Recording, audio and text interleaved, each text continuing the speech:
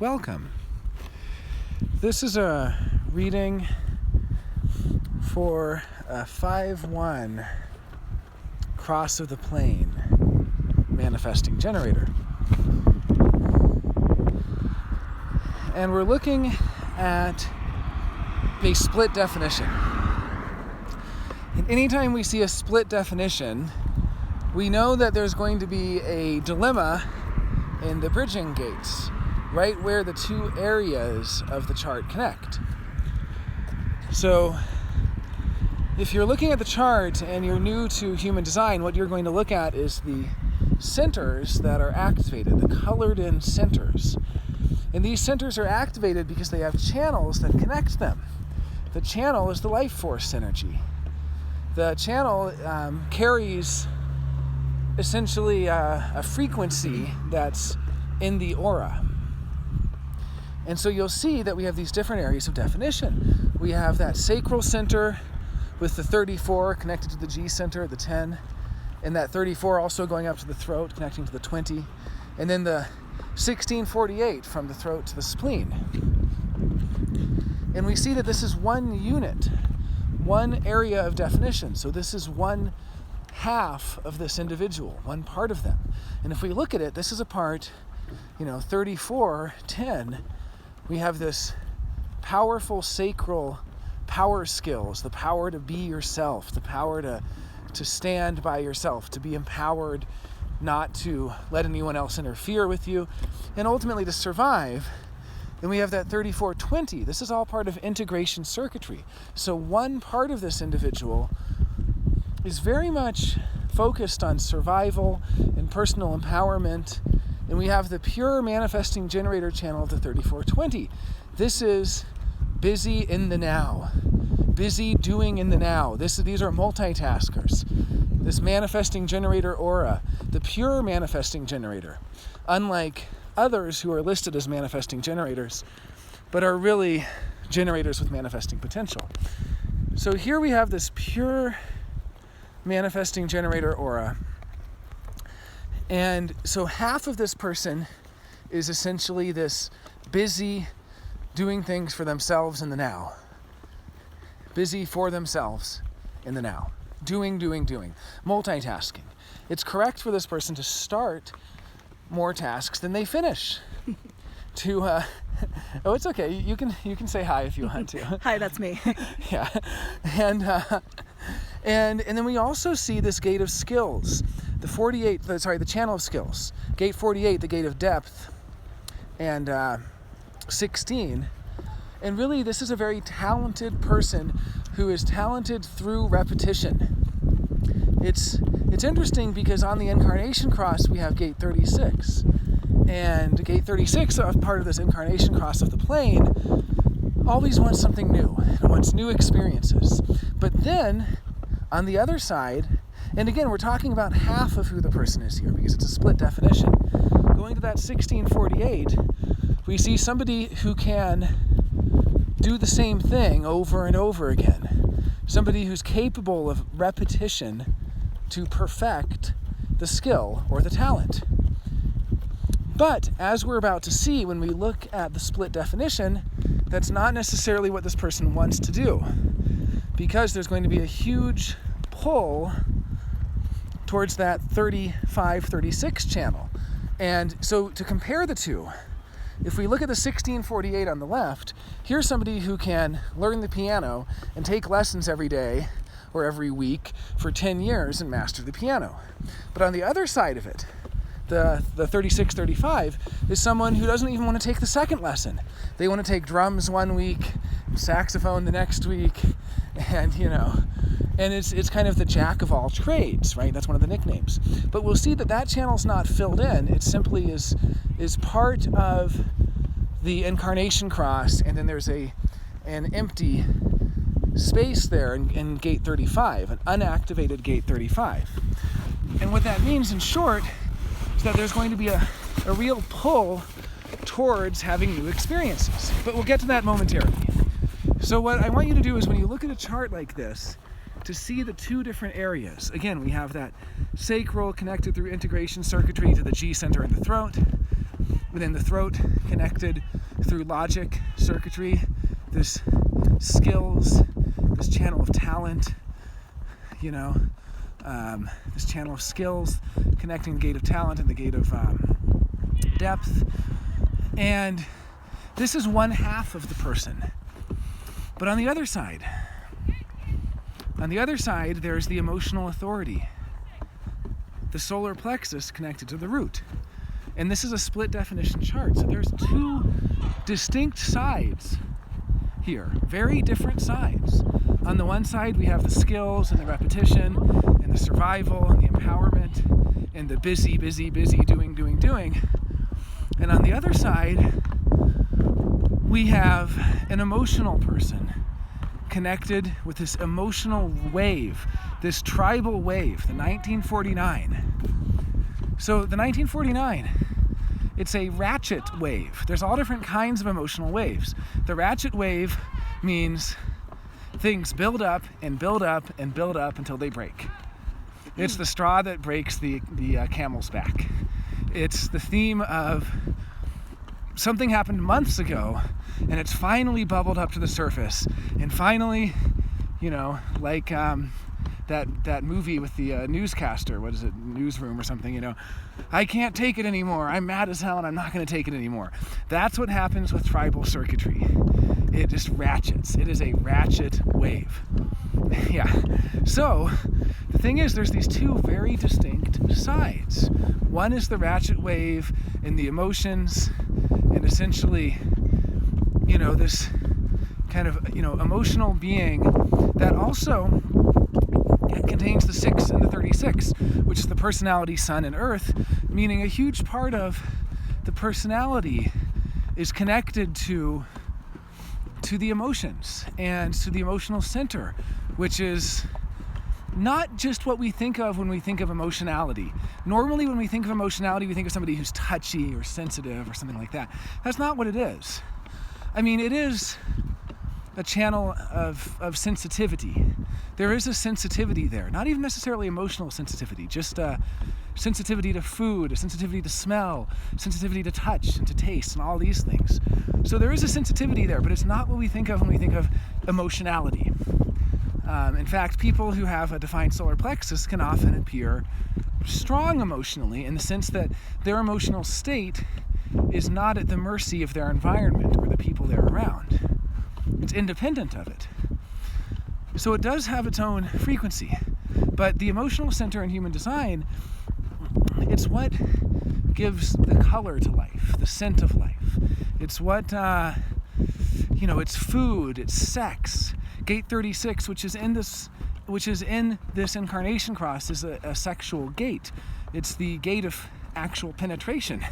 And then gate 6 is another sexual gate, but that's a gate of intimacy and about choosing whether to have intimacy or not, to be open to intimacy or not. So again, here's somebody who, and we're talking about this other half of them now.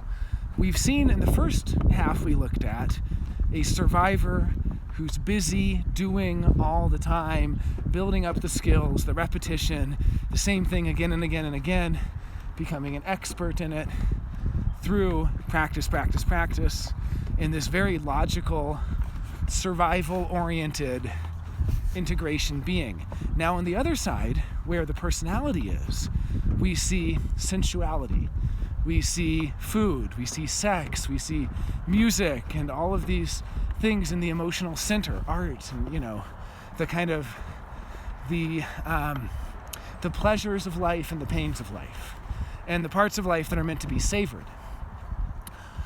So what's interesting when you have this split definition here, basically what you have is a personality that's split in two, or a personality that is, separate from the body, and they both have separate needs.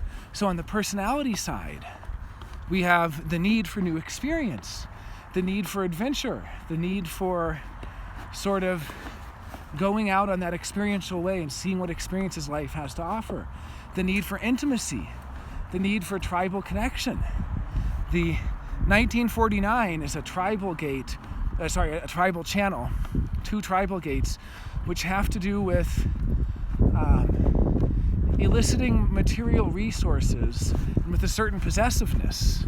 And so there's a frequency, even, what's funny is I oftentimes meet 1949s who are not really jealous people, but they bring out jealousy in others.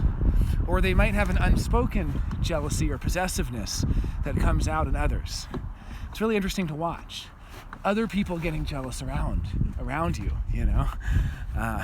and it could also be because of an unprocessed emotion that hasn't come to the surface yet. It hasn't ratcheted up to that moment of clarity. So we have this kind of half, and then the other side, the body, where we have the 10 and the 15, which is the other half of this incarnation cross of the plane. The 10-15 on the body side are split off. These are in the G center, which is part of the other half. So what we have with split definition people is essentially an innate need to periodically bridge these areas. Because you might have some emotional information that can't reach the survival side. Or you might have some survival information that needs the emotional side's input. And you can see that there's really two very distinct aspects here. Very distinct, very different parts to this person. It's not a one-sided person, and different people are going to bring out a different side. So my standard advice for the split definition is always periodically find ways to be public and private. Meaning find a way, and this is a term that Ra uses, I didn't coin the term, but find a way that you can sit in a cafe and process emotionally, come to emotional clarity. Because the reason it is when you're in a cafe or a private place, the chances are somebody will come along who will have a bridging gate. And that bridging gate will connect these two sides of you. Because these two sides are very distinct. They're very different aspects of you.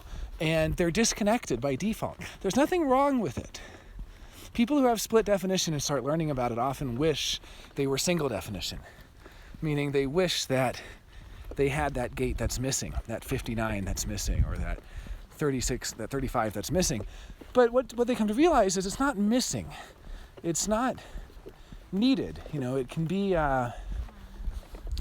be bridged so many different ways. Either so many different ways.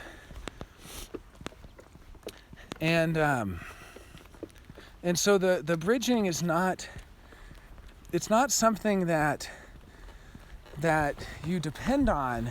It's more like giving yourself the time for these different aspects to communicate to each other. There needs to be a lot of time here. Anytime you see split definition, take that time to make the decision. And anytime you see the solar plexus, take that time, the standard saying for someone who's an emotional authority, to wait for clarity because there's no truth in the now. And in your case, it's waiting until you've come to clarity and then waiting until that information can connect to this other part of you. And to really make decisions from that place of emotional clarity, that place, not necessarily even certainty. It's never 100% clarity. It might just be 80%. But that clarity comes, that clarity of, oh, this is the right job for me. This is the right partner for me. This is the right friend for me. This is the right house for me. This is the right place to live. All of these big decisions we make in our lives, which ultimately, with this powerful 3420, powerful manifesting generator channel, it's all about how to correctly use your energy. See, for projectors, I always tell them it's about the people in your life. For generators, projectors I say it's about the people. Reflectors I say it's about the place. For generators, it's how you use your energy. That sacral energy. What do you respond to? It's like trying to ring a bell and you keep getting thuds. And you ask a game of 20 questions. Do you want to, do you want to do this? Mm-mm. Do you want to do this? Mm-mm. Do you want to do that? And it's 20 questions, and finally, do you want to do this? And ding, ding, ding, ding, ding, and you get it, and it just feels so right, and it's like this hell yeah kind of response.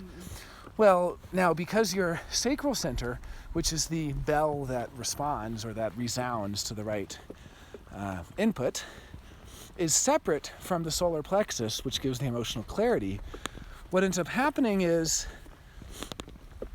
you need even more time. You need time for that emotional wave to connect to the sacral center and to kind of learn, to discover what is correct for you. I mean, this is really what generators are here for, to use their energy correctly. And the only way they can use their energy correctly is by discovering what's correct. What happens is the mind is going to tell you what it thinks, first of all. And for generators, it's a question of learning what you really do and don't like. I mean, it's terrifying to think, to the mind anyway, that the mind is not going to have the power to make the decision any longer. It's absolutely terrifying. The joke Ra makes is, as a generator, well, what happens if someone says, do you want to go harvest whale blubber in, Alaska? And I go, uh-huh. And that's terrifying, right? Because what happens when the body goes, uh-huh, to harvesting whale blubber? And Ra says, then go to Alaska and harvest whale blubber. It's as simple as that. But it's terrifying for the mind to give up the control of what it thinks it likes, of what it thinks it wants, of what it thinks its favorite music is. There's vegetarians out there whose bodies are craving meat, and there's meat eaters out there whose bodies are craving vegetables. But they don't know this until they enter into the experiment of discovering what their body actually responds to. And that's what's so terrifying for the mind. So what the mind does, the mind crafts a whole narrative. And for split definitions, that narrative is built around the bridging gates. In this case, the logical gate 58, the gate of the joyous in the root. The tribal gate 59, the gate of dispersion of sexual, or I think dispersion. It's, I always get it confused with gate 6, it's harmonic. Basically, this is a very sexual gate. And gate 35, which is an collective experiential gate. Basically, if gate 36 is the gate of innocence, gate 35 is the gate of experience, of maturity, of having had that experience. And so what we find is when we look at these different areas of the chart where the splits are, and you'll see this is where the splits are because we have these two centers, the root and the solar plexus, separate off from the rest of the chart. And there's these gaps there. So what the mind is going to do is it's going to continually try to make decisions to fill those gaps. And the way it's going to do this is through the promise of avoiding frustration and anger. Because for a manifesting generator, frustration and anger are core. Meaning, there's a real PTSD about frustration and anger. You take a generator and they've been frustrated their whole lives. Part of them is always bracing themselves for frustration. It's like bracing yourself for disappointment. You brace yourself for frustration. And manifestors brace themselves for anger. And a manifesting generator is going to do both. They're going to be bracing themselves for frustration and anger. So they're going to order food at the restaurant, and part of them, deep down inside, thinks, I know they're going to mess up my order. And they're going to get in the car, and part of them goes, some jerk is going to get in front of me and slow me down. And they start a new job, and they go, great, someone's going to get in my way, someone's going to slow me down, someone's going to make me have to do all this extra work. It's like constantly bracing for frustration and anger. And the thing is, what a manifesting generator really wants is satisfaction. And that satisfaction comes in many different forms. That and peace. The manifestor side of them wants peace, simply peace. And what this satisfaction and peace looks like can be really surprising. That's part of the discovery process. They might think that it's satisfying, to be famous, or satisfying to get all this appreciation for this. It's not. Generators don't need appreciation. It's satisfying for them to use their energy correctly. But the correct use of energy can only be determined, in this case, through emotional clarity that emerges slowly over time. And that emotional clarity about what's the correct use of energy, I mean, it's not what you think. It's not what these generators think. So many generators out there think they're going to be satisfied when they get whatever it is they're looking for. You know, if they have an undefined ego, they think they're going to be satisfied when they prove their value. I've proved that I have value. That's not satisfying. It's not satisfying. It's the mind saying, you'll be satisfied when you've proved your value. Now, in this case, the mind is saying three things. It's saying, you need gate 58, you need gate 59, and you need gate 35. Because these are the three bridging gates. These are the gates that would complete the chart, basically. And the fact is, you don't need those. You don't, but the mind is going to say, I can avoid frustration if I get this. So what does 59 look like? Well, that's a sexual gate. So it's going to say, quite simply, I can avoid frustration if I have an orgasm. I can avoid frustration if I'm in a relationship. I can avoid frustration. And, you know, at a certain point, you start to realize that's not true. That's not true. You know, it doesn't actually bring satisfaction. The actual satisfaction can come from something else entirely. It can come from organizing your sock drawer. You know, it doesn't have to be what the mind thinks it is. And then we see gate 58. Gate 58 is about the energy to improve or to perfect. You can see that it's part of the same circuitry that goes to the gate 18, the gate of judgment, then up to 48, the gate of depth, and ultimately up to 16 of talent. And it's this, and skills. You know, it creates this channel of skills. And so it's that if only I had more energy for perfecting my skills. If only I had more energy to improve things.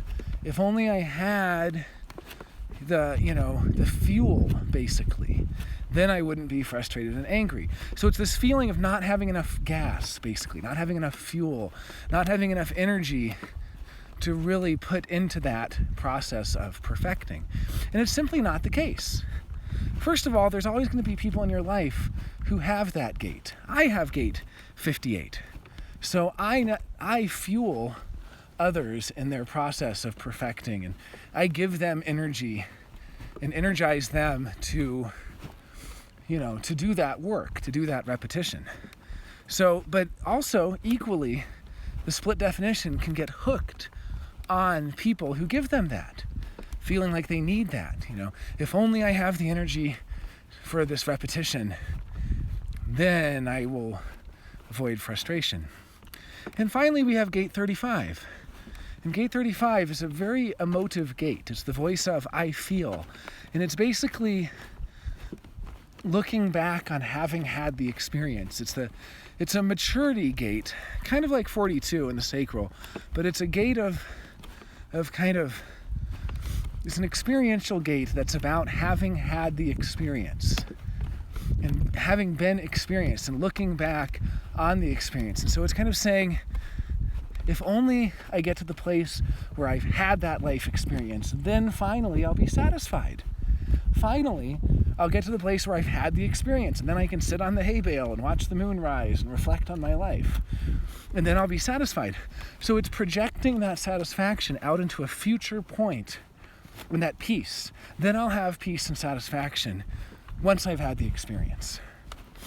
So you can see that these three bridging gates, the desire for sexual intimacy or orgasm, the desire to have more fuel to practice and repeat, and ultimately this desire to have had experience, that these are driving the not self of the individual. So the decisions being made are, will it give me experience? Will I have the promise of intimacy? Will I have the fuel to practice? Will this energize me so that I can get better and better and better and better? And that's what it's looking at. It's looking at getting better, and it's looking at these possibilities. And truly, all that needs to happen to find that satisfaction and to find that peace is to make decisions with emotional clarity, to make decisions from a place of emotional clarity. And to make a decision from a place of emotional clarity takes time.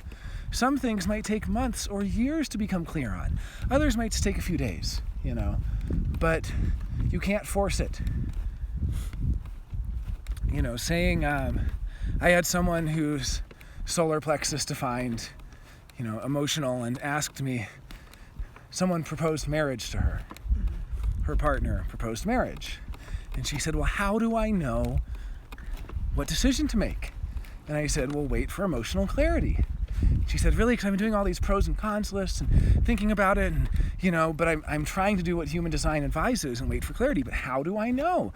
And I just said, you don't have clarity. It's as simple as that. If you're asking if you have clarity, you don't. Because when the clarity comes, you know. Yeah. And that's what it's about. But that clarity might take time to really know what is correct for you, who is correct for you, and ultimately how to use your energy. Because that's what generators are here for. They have a tremendous amount of energy. In your case, so much talent and skills. You have this gate of talent, this gate of skills. Well, what do you apply that to? What do you apply that energy to? How do you use that energy in a way that's correct for you? And there's no moral judgment. It's not like everyone has to be working on a cure for cancer. It's not like, it can be correct for you to take people on on whitewater rafting. I mean, everyone's different, right? You discover what's correct for you, and it's the thing that makes your sacral go in a good way, like not even more like a buzz. It makes you buzz. It gives you energy. The correct use of a generator's energy gives them energy. It doesn't leave them feeling depleted and exhausted. So, and we see this is on the cross of the plane. And as I was saying, 2 of the gates of the incarnation cross of the plane are in the personality, 2 are on the design side, as with all incarnation crosses. But in this particular split definition configuration, we have 2. The personality gates are on one side of the split, and the design gates are on the other side of the split. So there's a real dichotomy between your mind and your body, and they both have to work together to synthesize into the totality of who you are and to truly find that satisfaction and that peace. And the cross of the plane is an interesting one. I'll just talk for a moment about the cross of the plane. So this is a 5-1 on the cross of the plane. So first of all, incarnation crosses are configurations of the sun and earth at the time of your birth, as well as 88 degrees retrograde motion of the sun before the time of your birth, which creates a cross, if you were to look at it, overlaid over a traditional zodiac or over a human design rave mandala. And when you look at it in the wheel, basically, you'll see that it's a cross. And what this cross is a particular configuration of the planets at the time, of the sun and earth at the time of your birth and at the time of your design date, which is when the design crystal imprinted or entered into the body, essentially. And without getting overly technical, I'll just say that when you combine the incarnation crosses with the profiles, you end up with 768 unique variations. So the 5-1 on the cross of the plane is a very unique variation that lasts for about 21 hours each year, this particular variation of that cross. So for around 21 years each year, this imprinting is happening. And it occurs right after the cross of Eden. So if we look at the cross of Eden people, these are people who are being kicked out of their own personal Eden, so to speak. And they spend their lives, for the most part, looking for that Eden, looking for some sort of paradise on earth that could come close to what they had as kids. They're kind of looking for that Neverland. And by the time we get to the right angle, but the cross of the plane is the acceptance of the world as it is. It's looking in the rearview mirror and seeing all these other people broken down on the side of the road in their quest for Eden. Seeing all these people who haven't found Eden, who have given up or become lost It's really the potential to deeply love the world as it is. But cross of the plane people get exposed to so much dirt and crime and disease and poverty and violence, and it's the world, warts and all. It's witnessing the world, warts and all. The daughter of Ra Uru Hu, the messenger of the human design system, was a cross of the plane. And she called her dad one day, and as Ra relates, she said, "Geez, Dad, I stepped out my front door this morning and there was a junkie passed out, covered in vomit on my front steps. Why do I have to have these experiences?" And so on. And it's the cross of the plane. It's what you're here to see. You're here to see the world as it is, without illusions. Without the illusions that the cross of Eden has, of finding a perfect place, of finding a perfect world.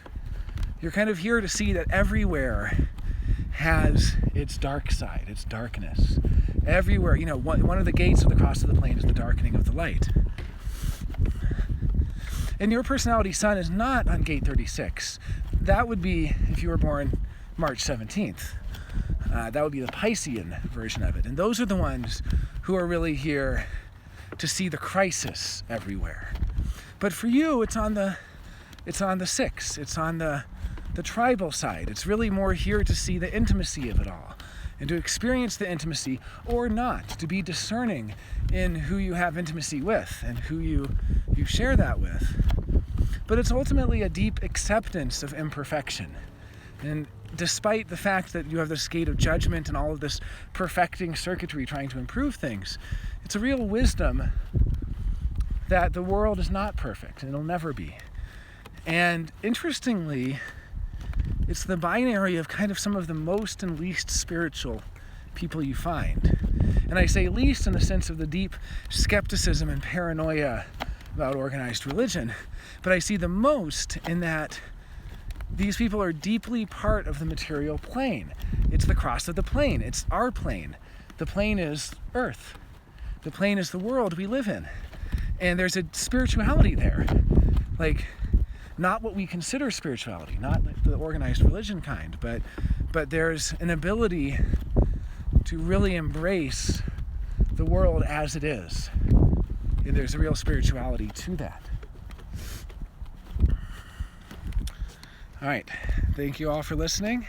And thank you, Alexa, as we'll call you, for... did you have any questions, or do you want to let it sit in, sink in for a little bit? Yeah.